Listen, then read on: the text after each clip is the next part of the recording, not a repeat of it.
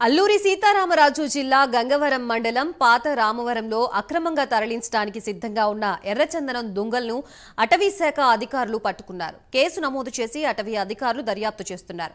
మొత్తం 81 ఎర్రచందనం దుంగల విలువ 50 లక్షల రూపాయలు ఉంటుందని అటవీ అధికారులు అంచనా వేస్తున్నారు.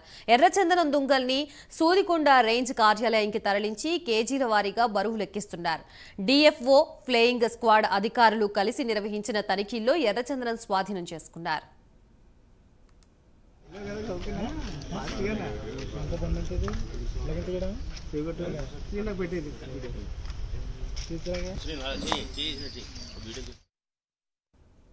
తోటలో ఎర్రచందనం దుంగల కోత కోసం అధికారులకు అర్జీ పెట్టుకోగా అనుమతి రాకుండానే ఎర్రచందనం నరికి దాచారు. అనుమతికి అవకాశం లేనందున అక్రమంగా తరలించే ప్రయత్నంలో ఉండగా అటవీ శాఖ అధికారులు స్వాధీనం చేసుకున్నారు. పట్టుకున్న ఎర్రచందనం 81 దుంగలు టన్నున్నర ఉండటంతో వాటి విలువ 50 లక్షల వరకు ఉండొచ్చని అధికారులు అంచనా వేస్తున్నారు. దీన్ని ఎవరు కొన్నారు, ఎక్కడికి తరలించాలనే ప్రయత్నం చేస్తున్నారనే అంశాలపై అటవీ శాఖ అధికారులు దర్యాప్తు చేస్తున్నారు.